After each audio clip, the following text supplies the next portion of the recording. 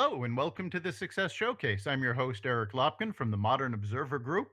Chip Januszewski's on vacation this week, but with me is Barbara Branagan Mitchell, an expert in public relations and earned media. Barbara, welcome. Thank you. Thank you very much. It's an interesting word, earned media. I've never heard it put that way, Eric. Really? Yeah, earned media. I like that. Publicity placement is my forte, but earned media is an interesting way to introduce it. We've used earned media for years in regards to social media, publicity, advertising, and basically what the term is it's media you're getting without paying for it. So Yes, it's purchased media versus earned media. Most people know about advertising and search engine optimization to, get yourself on the top of Google. But public relations, especially for small businesses, tends to be a missing piece of the marketing puzzle.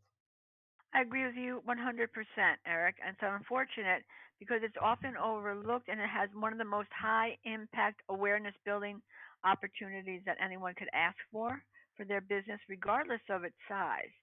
But primarily for small businesses, it's extremely affordable, it's very accessible, and quite frankly, it's rather easy to do. And of course, to clarify for our listeners, Yes, what we're talking about is getting your name in media, whether it's newspaper articles, online articles, TV and radio, as opposed to magazines. buying a commercial, you're actually getting coverage. And what's interesting about this, Eric, is that it gives you third party endorsement from a recognized authoritative journalistic voice. And I believe that journalism still has a voice. I believe that there's a lot of people who are highly trained in reporting and they do extensive research before they put it out there, shall I say, into the universe. And publicity is part of that. So when somebody, if the quote unquote the Hartford Current, the West Hartford weekly newspaper, the Waterbury Republican American, the London New Times, whatever it may be, they're saying that this quote unquote company, product, or service is of value. More often than not, people want to know more about it. Right. And when talking about social media, people always talk about something going viral. When you get an article in a local paper, very often, depending on the content of it, it does actually get picked up by multiple media and, in a sense, goes viral. One of the things I like to do, Eric, is when with my clients, I write a press release. It may go through several drafts with the client to get the wording, the verbiage that they want people to know about their company, their organization, their product, their service, whatever it may be. And then I put that final release on something called prlog.org. Now, this is a free global news website. Editors, reporters around the world are looking at this website on a regular basis. They're getting an RSS feed into their computer saying, here's a story that may be of interest to your audience. So I take that release, post it on the prlog.org, and then when my savvy clients, I give them the link and I say, now push this out, marry it to your social media platforms. So they're taking their publicity uh, tool, a press release, pushing it out on social media, and that often gets picked up by other media outlets, but and also with the social media platforms for that specific organization or company. Right. So there's a marriage going on here. So that unfortunately, this is a PR publicity placement is a branding tool that not too many people are utilizing to its fullest effect, and it's been around many, many, many, many, many, many decades before social media. So it's a quote unquote a traditional way of getting your word out about your company or organization. but it's very much marriageable to social media today. All right. And you're using it in conjunction with social media. Hopefully, you're using it in conjunction with advertising, but the stories themselves can lead to far more. Absolutely. Of course, correct me if I'm wrong, but once reporters have you on their radar as this is a story that I want to cover, based on your expertise in your industry, you can then become a valuable resource for reporters who will then turn to you for more articles. Absolutely, absolutely, Eric. There's no stopping it. It's a powerhouse. It's an absolute powerhouse. Public relations, publicity placement is a powerhouse that generates awareness, and that's what we all want. We all want awareness of our business, our products, our services, our organization, our company, our affiliations, whatever it may be. We want to build that awareness with the specific audiences who will quote unquote purchase our goods, purchase our services, whatever it may be. So yes, and then the reporters can say, if you want to know more, they always look to that quote unquote expert about what they can get a resource. Quotes are quotes are very valuable. Quoting an authoritative voice is extremely valuable to the reader of that quote unquote news article. And when you're reading a news article, whether it be on your phone, on your computer, at your kitchen table, on whatever newspaper, and you're sitting in your truck. It doesn't matter. And the news source, and that's my expertise, is to feed newsworthy, professionally written, professionally polished, and most importantly, timely information to those reporters and editors. Right. Now, you had briefly mentioned a word as you were talking about this audience. Of course, in advertising, you have to target your media to where your audience is. You do the same thing with public relations, don't you? Absolutely. 100%. This is not a fly by your seat of your pants, so to speak, tool. Public relations is very targeted. I have been doing public relations and publicity from all of my career, and I'm over 60. So I've had a long career of public relations, publicity placement experience all around the world.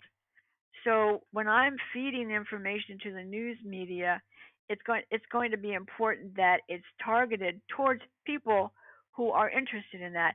I certainly wouldn't uh, send something about seniors to a new moms publication or new moms to senior publication. AARP is not interested in new moms. AARP is not going to have I an I article think about new I moms. think I think most AARP members don't want to be new moms at that point. Yeah, but you mean that? And AARP doesn't want to do articles about your grandkids. They want to talk about you as a person who is over 65, et cetera, it may be.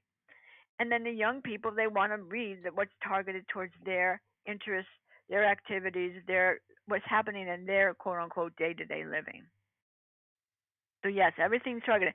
But also, it's important to understand that it's not just newspapers. Trade publications are a vital part of getting the word out about a business. So if you're a small business and you're in the, shall I say, aviation, or I have a client called stempilot.com.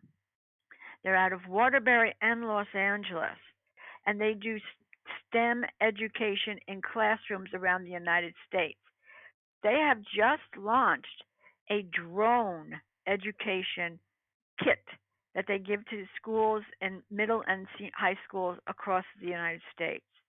So the school can actually purchase these kits and teach kids in the safety of the classroom how to safely fly drones, which is extraordinary, I think. I think it's perfect. And more companies are hiring young people with video game expertise Yes, and drone expertise, I right? just read an article yesterday where Uber Eats is going to start testing out drone delivery service of food.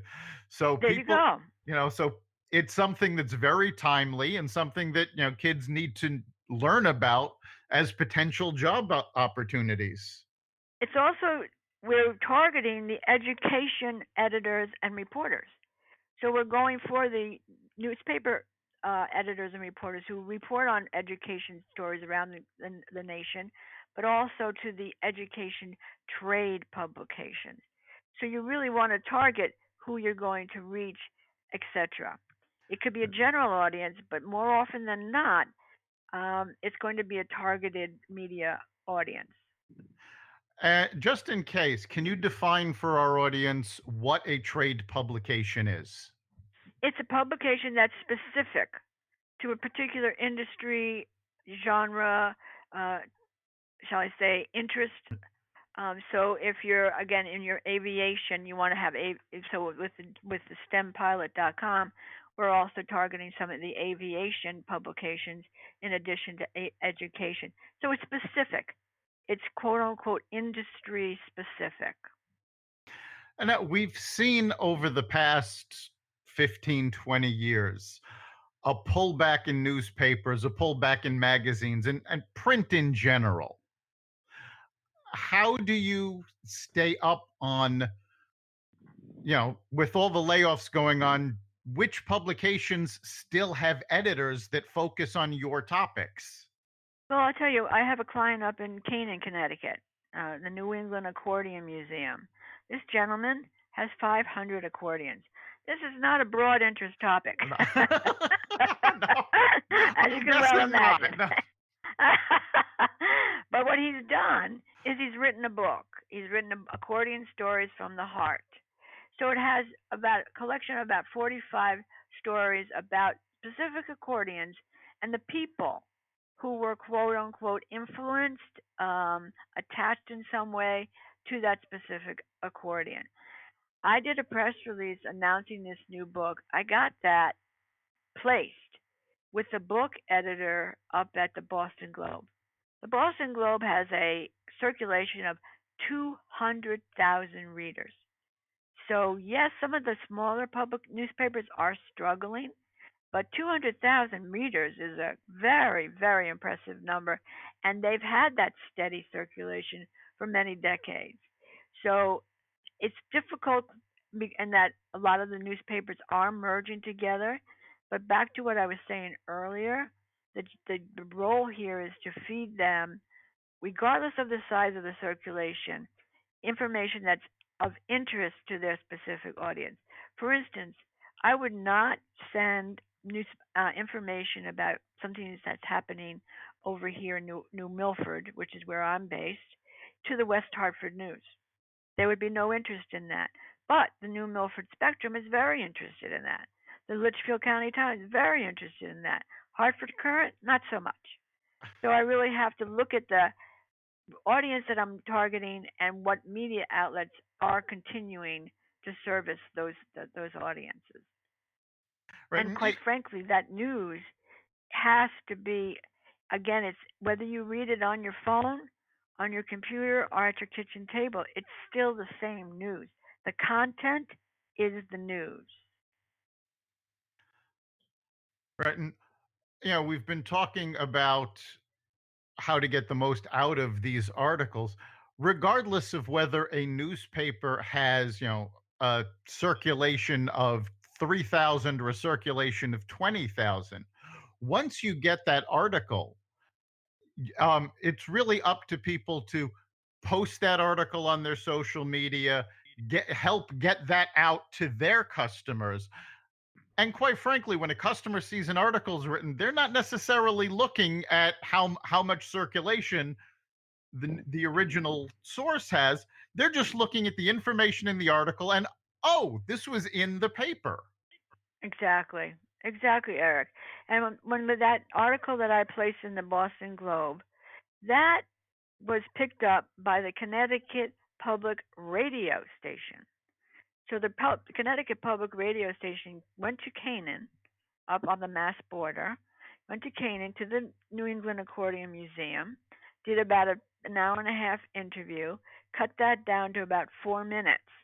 That interview went on to 28 public radio stations across New England, and then it got picked up by NPR out of Boston. So what my client said to me was, I've been an obscure CPA for 40 years. You get me on NPR, and I can't walk down the street without people stopping me and saying, "Wow, I heard you on NPR. This is exciting."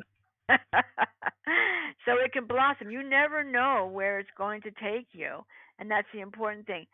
I'm saddened to read the statistics that a large number of people in the United States are getting their quote unquote news from social media, when indeed we have all these, shall I say, well trained, highly trained, authoritative reporters doing deep research, and they're coming up with statistics, they're coming up with data, they're coming up with information that's important for factual information versus somebody just saying, well, you should go out and buy this product because I used it and I found it to be extremely helpful.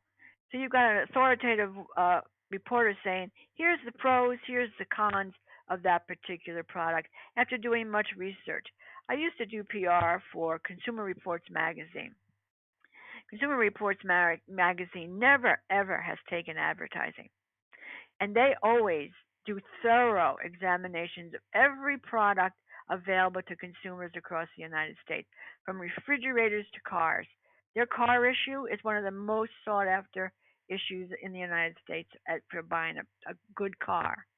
And so I used to, as a PR person, I had some struggles over my career. I would call a newspaper and say, "This is Barbara Branagan with such and such a company." I said, "What do you want?" It was like they were abrupt. But when I would call a company and say, "This is Barbara Branagan Mitchell with Consumer Reports Magazine." "Oh, Barbara, what can I do for you?" That authoritative voice, Eric. When people hear Consumer Reports and they hear that credibility, that's a very important credential for the reporter, the editor. It's respected, and that's what we want more and more of. Right. And part of that respect though comes from, the fact that yes, they do have to do their research. And so as a PR person, you're providing them with information, you're providing them with a reputable source. So what kind of background do you have to do to make sure that what you're putting together meets those criteria? Well, as you can well imagine, I never put out a press release without the client's assurance to me that everything that I'm sending out is approved by them and vetted by them. So that's an important criteria. I'm representing some big companies over the years. When I used to, I represented Rand McNally Travel Guides. That Rand McNally is not as popular today as it was many decades ago, but they put out something called Places Rated Almanac. Now, this was a highly, highly researched almanac guidebook of the best places in the United States to live, to raise a family, the cost of living, schools, museums, arts, culture, etc. They looked at every city across the United States. So we had a press conference. Now, if I'm going to be part of a press conference, I have to rely on my clients to ensure that they're giving me the data, the information that is credible to the audiences.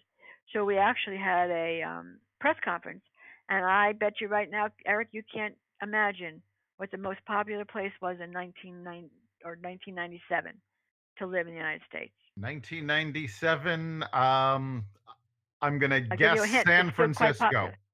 Oh no. No. Think East Coast, Eric. Think East Coast. East Coast, New York City. Nope. Pittsburgh. Pittsburgh, really? Yes, that's exactly right. That's people said exactly the same words. It's like I've been to Pittsburgh. Pittsburgh.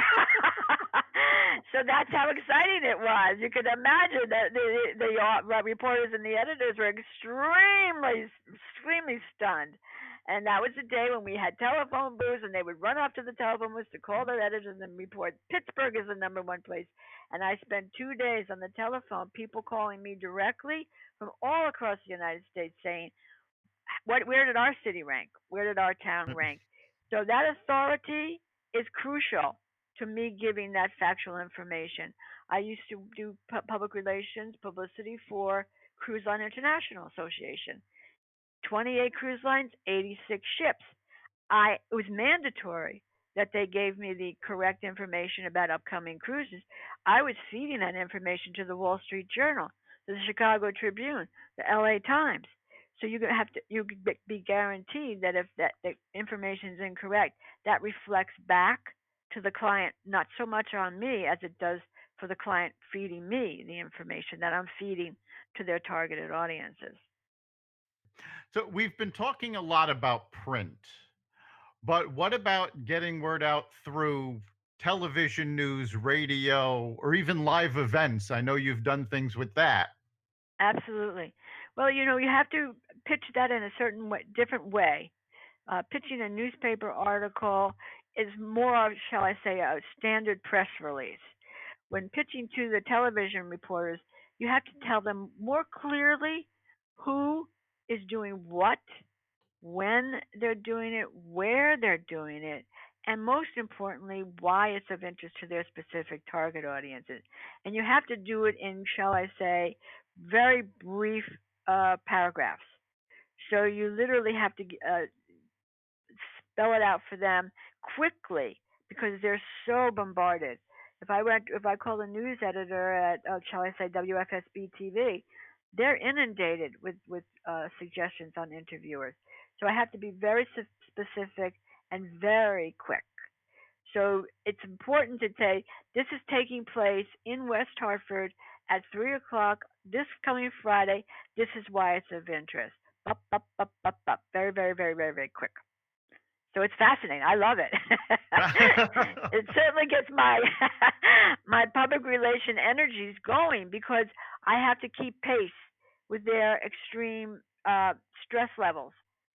News is very, very demanding profession, especially for television and radio. They're in the moment constantly.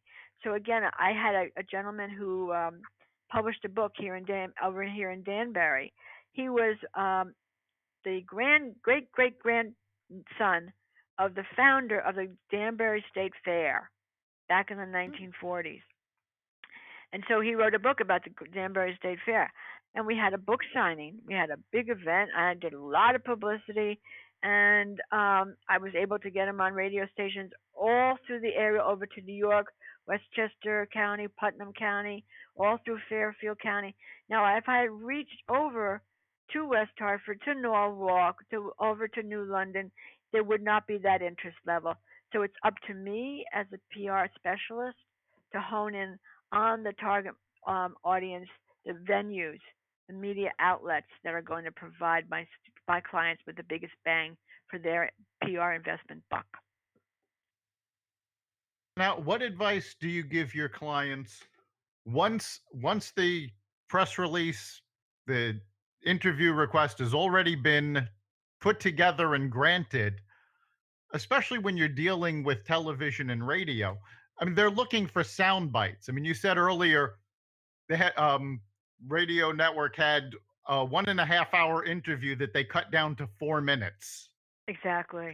How do you communicate when you're being interviewed to a reporter, whether it's TV, radio, to make sure you're getting your point across? Well, when I used to work in several public relations agencies in Manhattan, I had international and national clients, and we did media training. So we would sit with a client weeks before their interview.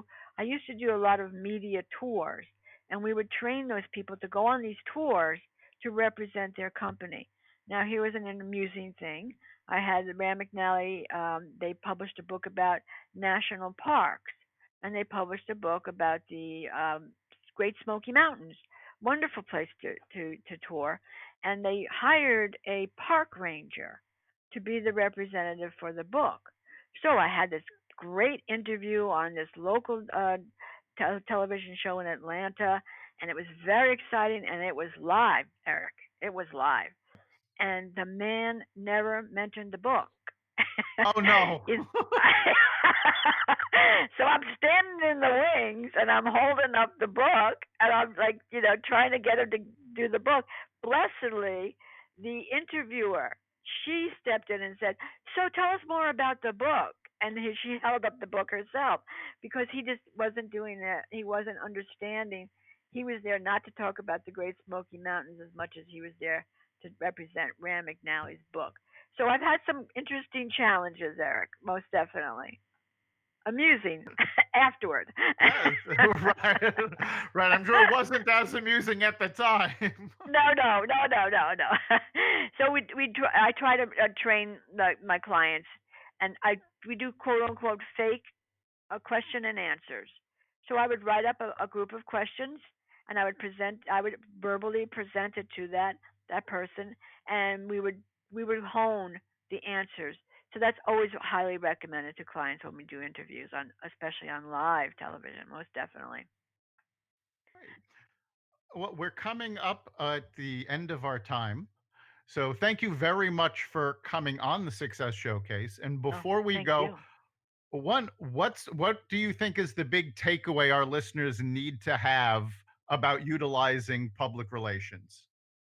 Well, my suggestion, of course, is to use a professional publicist like myself, Barbara Branagan Mitchell, Branagan Communication Consultants. .com, and because we have the profession, we have the expertise, we have the polish, we know how to do the job. Shall I say rapidly? An awful lot of people come to me and say, "I've sent out a press release, it didn't go anywhere because they didn't know the formula." We all know our trades, and there's a formula to everything we do. So my biggest suggestion is to hire a professional publicist to help you with your campaigns. All right. And if our audience wants to get a hold of you for more information, how can they reach you? BranaganCommunications.com is my website. Barbara at BranaganCommunications.com. Branagan is Branagan, all A's.